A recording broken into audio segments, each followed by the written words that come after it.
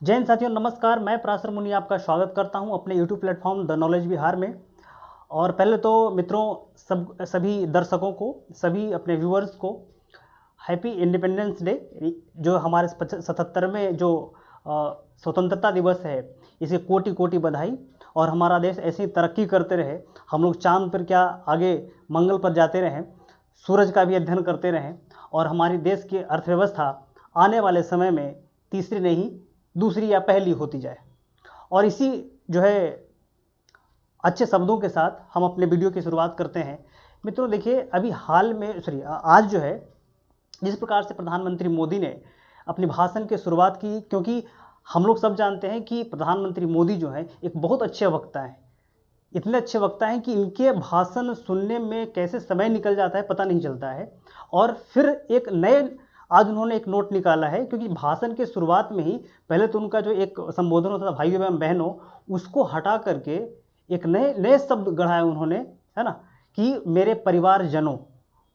पूरे भाषण में यही शब्द का प्रयोग हुआ है, यही शब्द का प्रयोग उन्होंने किया है, परिवारजनों परिवारजनों। तो कैसे वो जो है अपने जनता से कनेक्ट हो जाते हैं। बड़ा उनका इम्प्रेसिव भाषण इस बार रहा है। और कुछ ऐसे उन्होंने पहलू का जिक्र किया है जिसको आपको जानना चाहिए, समझना चाहिए, सुनना चाहिए।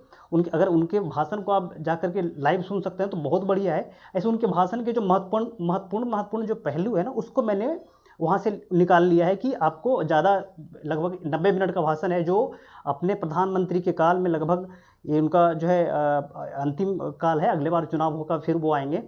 तो लगभग पूरे टेन्योर में उन्होंने जो है दूसरा सबसे लंबा भाषण दिया है। एक पहले और दिया है 94 मिनट का, इस बार लगभग 90 मिनट का समथिंग भाषण था उनका। तो काफ़ी अच्छा इंटरेस्टिंग भाषण रहा। तो चलिए हम शुरू करते हैं कि आखिर इनके भाषण में क्या क्या चीज़ें आज रही।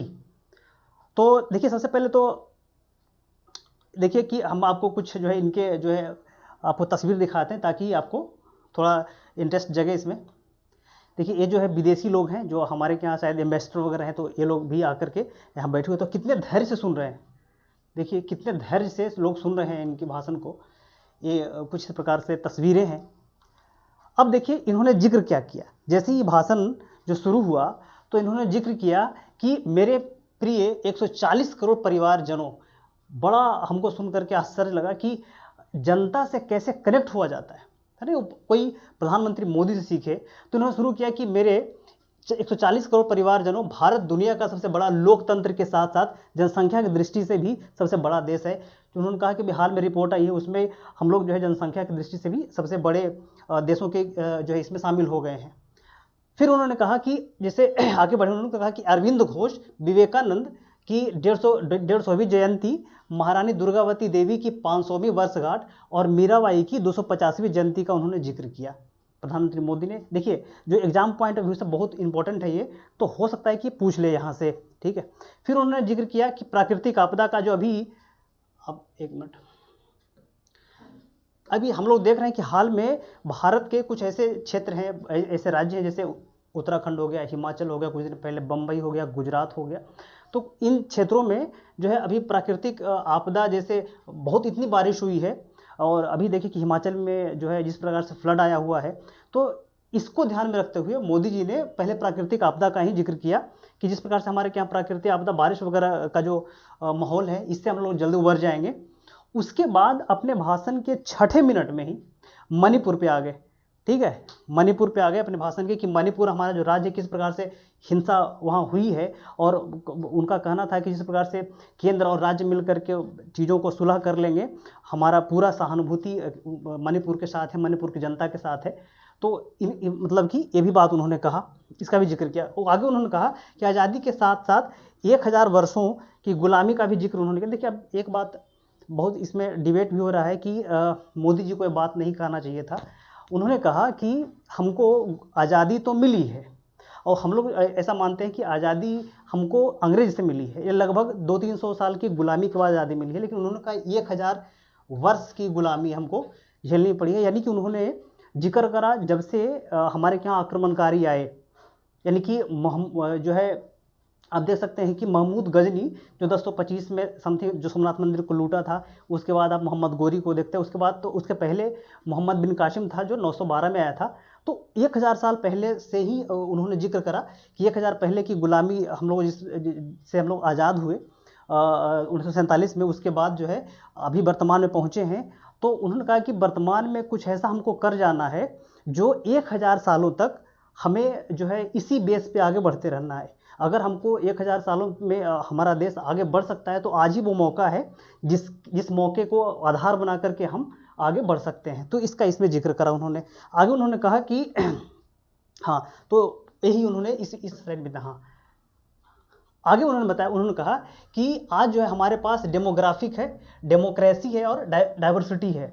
उन्होंने कहा कि देखिए, उन्होंने एक बात कही कि हमारे पास जो है लगभग 30 साल के उम्र से नीचे के जो युवा हैं हमारे लगभग 60% हैं। इतना युवा किसी भी देश में नहीं है। तो डेमोग्राफी की तो बात होती ही है।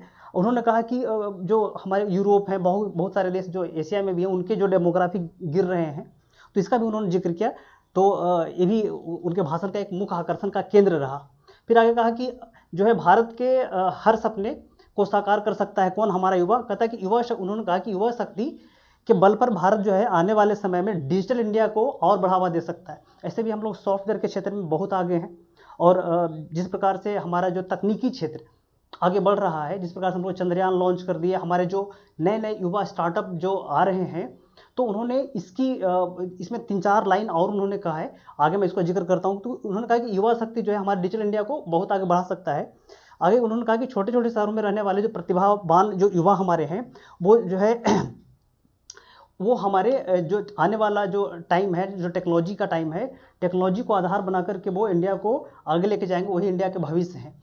उसके बाद उन्होंने एक बात और जिक्र करा कि जो ग्रामीण भविष्य है, ग्रामीण क्षेत्र में जो हमारे बच्चे रहते हैं, युवा लोग रहते हैं, वो खेलों में आ रहे हैं आगे। उन्होंने एक बात और जिक्र करी कि जो हमारे स्कूल में पढ़ने वाले बच्चे हैं, वो आज हमारे यहाँ सेटेलाइट बना रहे हैं, और उनकी सेटेलाइट बनाया हुआ हम लोग अंतरिक्ष में भेज रहे हैं। तो ये हमारे लिए, हमारे देश के लिए गौरव की बात है। ये भी इसका भी उन्होंने बड़ा अच्छे से जिक्र करा। तो ये देखिए कि बच्चों के द्वारा सेटेलाइट बनाया जा रहा है। आगे उन्होंने कहा कि विश्व का भारत के प्रति विश्वास बढ़ा है। इसका जो कारण उन्होंने बताया कि यही कारण है कि हमको G20 की अध्यक्षता मिली है। G20 जो है 2023 का अध्यक्ष भारत है, और भारत जो है अपने राज्यों के, संपूर्ण राज्यों में, जब अरुणाचल प्रदेश में देखिए, कि जम्मू कश्मीर में देखिए, कि गोवा में देखिए, कि तमिलनाडु में, केरला में, हम लोगों ने पूरे भारत में G20 का समिट ऑर्गेनाइज करा हुआ है। तो उसका भी जिक्र किया उन्होंने, G20 का भी। उन्होंने कहा कि जो है आज जो दुनिया भारत की ओर अचंभित दृष्टि से देख रही है कि आज दुनिया जो भारत है वो इतना कैसे विकास कर रहा है, समझ गए। उसी प्रकार से आगे उन्होंने एक बात और कही कि जो कोविड है, कोविड-19 के बाद जो वर्ल्ड पॉलिटिक्स है ना, दुनिया के जो जियो पॉलिटिक्स है, उसमें कैसे बदलाव हुए हैं, इसका भी उन्होंने जिक्र करा। उन्होंने देखिए कि एक बात करी कि जियो पॉलिटिकल ऑर्डर में बदलाव हुआ है। उन्होंने कहा कि वर्ल्ड ऑर्डर में बदलाव हुआ है। उन्होंने कहा कि ग्लोबल ऑर्डर में बदलाव हुआ है। इसके कारण जो है भारत की स्थिति जो है दुनिया में एक अलग जो है छवि के रूप में उभर कर आई है, एक अलग देश के रूप में उभर के आई है। और अभी अब देखिएगा, कुछ दिन परसों का न्यूज़ है कि जो है संयुक्त राष्ट्र संघ के जो संयुक्त राष्ट्र संघ के जो अध्यक्ष हैं एंटोनियो गुटरेस, उन्होंने भारत से अपील की है कि जिस प्रकार से आप राइस के एक्सपोर्ट पर बैन लगा दिए हैं, तो दुनिया में हंगर ज़्यादा बढ़ जाएगा, यानी कि भूखमरी बढ़ जाएगी। इसलिए अगर रीजन में, यानी कि दुनिया में स्टेबिलिटी लाना है, तो आपको राइस जो है एक्सपोर्ट करना पड़ेगा, समझ गए। तो इन्होंने जो है, मोदी जी ने इसका भी जिक्र कराया आगे। उन्होंने कहा कि ग्लोबल, हाँ एक बात और उन्होंने कही है कि भारत जो है ग्लोबल साउथ के नेता के रूप में जो उभर रहा है, इसका भी उन्होंने जिक्र किया है, ठीक है। फिर आगे उन्होंने जिक्र करा कि विश्व में अस्थायित्व बनाने के लिए भारत जो है एक नए देश के रूप में उभर रहा है। कुछ दिन पहले रूस का भी एक आया था स्टेटमेंट कि हम जो है पूरे अफ्रीका में जिनको भी जिस देश को भी गेहूँ चाहिए तो हम उनको गेहूँ देंगे। तो जो है, लेकिन इंडिया का जो है एक अलग ही रोल है। इंडिया तो लगभग जितने भी गरीब देश हैं, खास करके जो एशिया रीजन में है या फिर अफ्रीकन रीजन में है, और उससे बढ़ करके हम लोग जो संयुक्त राष्ट्र संघ को इतना जो फूड उसको डोनेट करते हैं कि जो है एक लार्जेस्ट जो ये है कंट्री है, वो हमारे द्वारा एक्सपोर्ट किया गया जो राइस है या बीट है, उसको खा करके जीवित रहता है।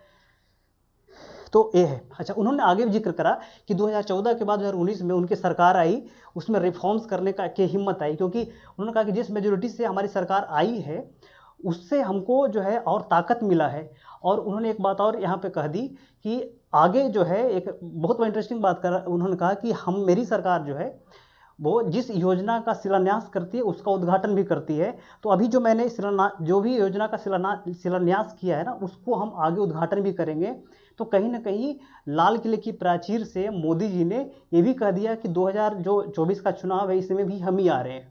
ठीक है, इसमें जो है आप देखिएगा कि कुछ जो नेता हैं उन्होंने इस भाषण का अपोज भी किया कि ऐसा नहीं कहना चाहिए था। खैर छोड़िए, वो तो पॉलिटिकल न्यूज है। आगे चलते हैं। उन्होंने जो है रिफॉर्म्स, परफॉर्म्स और ट्रांसफॉर्म, ये तीन जो है ये शब्द का उन्होंने जिक्र भी किया कि हम मेरे पास ब्यूरोक्रेसी जो है वो हमारे जो हाथ पैर हैं और इनके माध्यम से हम देश में जो है रिफॉर्म्स लाएंगे, परफॉर्मेंस लाएंगे और ट्रांसफॉर्मेंस लाएंगे। तो ये इसका भी जिक्र उन्होंने करा। फिर आगे है कि अर्थव्यवस्था की बात की। उन्होंने एक बात कहा कि जो देखिए जिस प्रकार से दुनिया में फूड जो है इकोनॉमिक्स क्राइसिस चल रही है, सारे देश की जो है इकोनॉमिक ग्रोथ है वो निगेटिव में जा रहा है। भारत ही एक ऐसा देश है जिसका जो है पॉजिटिव में चल रहा है। तो ये भी जो है ये आसान नहीं है मैनेज करना, लेकिन फिर भी हमने इसको मैनेज करके रखा हुआ है। इसकी बात करें, फिर कहते हैं कि आगे उन्होंने करा अर्थव्यवस्था का जिक्र किया। उन्होंने कहा कि 2014 में वैश्विक अर्थव्यवस्था में 10वां स्थान भारत का था। 2014 में जब सरकार आई थी तो उन्होंने कहा कि 2014 में जब हम आए थे तो पूरे विश्व की अर्थव्यवस्था में भारत का स्थान 10वां था। आज जो है भारत का स्थान पूरे अर्थव्यवस्था में 5वां है। और अगली बार जब हम आएंगे तो 2027 तक लगभग पूरे विश्व में भारत की अर्थव्यवस्था का जो ये होगा वो होगा तीसरा स्थान होगा। ठीक है, तो मे भी इस तरीके से हो, ऐसा तो उन्होंने जिक्र करा है। आगे उन्होंने कहा कि 5 वर्षों में लगभग 13 करोड़ लोगों को हमने गरीबी से निकाला है, इसका भी जिक्र करा है। उन्होंने कहा कि ये तो गर्व से मेरा सीना चौड़ा हो गया है कि ये डाटा सुन करके कि मैंने 5 वर्षों में 13.5 करोड़ लोगों को गरीबी से निकाल दिया है। फिर आगे उन्होंने कहा कि विश्वकर्मा जयंती पर एक योजना लॉन्च होगी, उसका नाम होगा विश्वकर्मा योजना।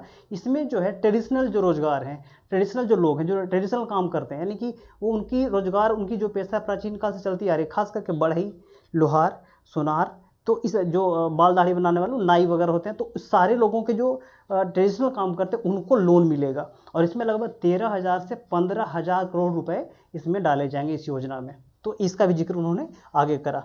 फिर आगे कहते हैं कि देश की प्रगति के लिए राष्ट्रीय चरित्र का होना महत्वपूर्ण है, उन्होंने भाषण में कहा।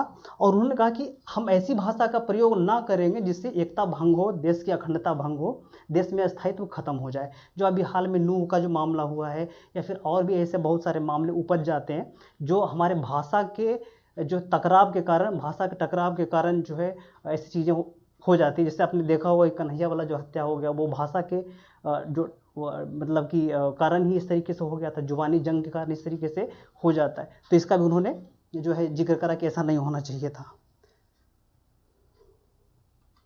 हाँ, आगे उन्होंने कहा कि देखिए कि महिला सशक्तिकरण, देखिए महिला सशक्तिकरण पर उन्होंने बहुत जोर दिया है।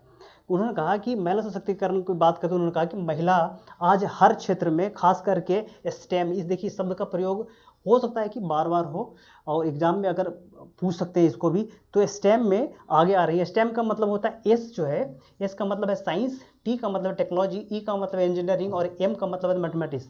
उन्होंने एक बात कही कि जब मैं बाहर गया था एक जगह कहीं, उन्होंने जिक्र करा कि जब मैं बाहर गया था तो वहाँ मुझसे पूछा गया कि आपके जो देश की महिलाएं हैं क्या इसमें काम करती हैं कि नहीं। तो उन्होंने कहा कि नहीं, मेरे के यहाँ तो बहुत सारे लोग जो लड़कियां हैं वो इंजीनियरिंग है। खास करके देखिए चंद्रयान, जिस महिला के हाथ में कमांड है चंद्रयान 3 का, उनका नाम ऋतु करिगल है और वो मंगलयान के लिए वही रिकमेंड थी। तो हमारे यहाँ तो महिलाएं कहाँ से कहाँ पहुँच जा रही हैं। और उन्होंने एक बात और जिक्र करा कि आज हमारे एविएशन सेक्टर में जो पायलट हैं, दुनिया में सबसे ज़्यादा महिलाएं जो पायलट हैं वो इंडिया में ही हैं। तो इसका भी उन्होंने जिक्र करा। आगे है कि महिलाओं को तकनीकी शिक्षा देकर कृषि क्षेत्र में आत्मनिर्भर बनाने का भी उन्होंने जिक्र करा कि महिलाओं को तकनीकी के क्षेत्र में हम उनको आगे लाना चाहते हैं। खास करके उन्होंने एक बात कही कि ग्रामीण क्षेत्र में, एग्रीकल्चर के क्षेत्र में जो हम तकनीकी का प्रयोग करेंगे, और तकनीकी का प्रयोग करने का अर्थ यह हुआ कि जो है हम एग्रीकल्चर में ड्रोन का प्रयोग करेंगे। जैसे ड्रोन से जो है खाद छिड़कना, रासायनिक खाद का जो उपयोग होता है तो ड्रोन से छिड़काव करेंगे, तेल का छिड़काव करेंगे।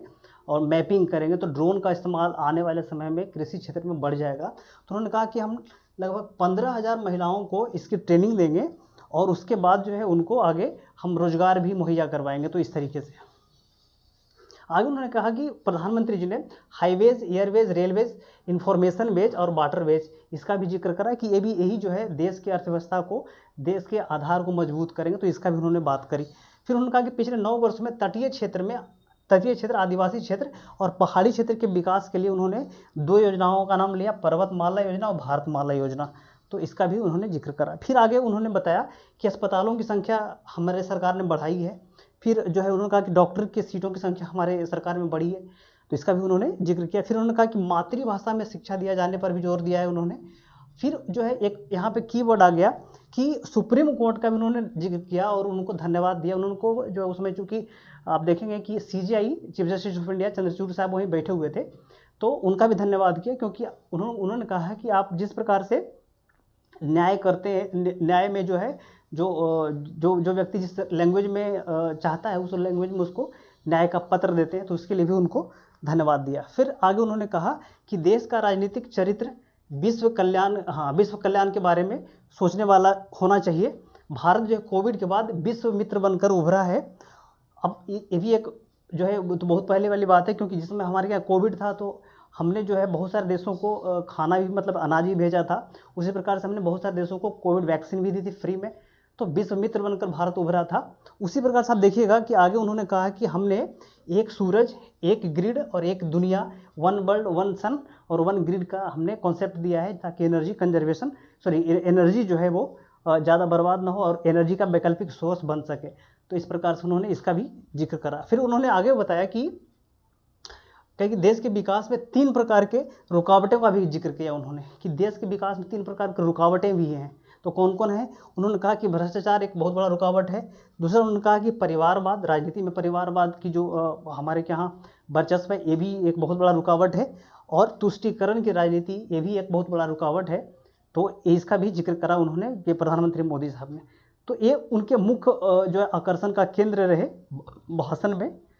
इसके बाद उन्होंने 1-2 और लाइन जिन्होंने जिक्र करा, उसमें जो है आप जो है, और वैसा कोई काम का तो था नहीं जो उसमें मैंने नहीं निकाला हूँ। तो फिलहाल तो इतना ही इसमें था, और अगर इसमें और तो कुछ नहीं है, इसमें इतना ही था।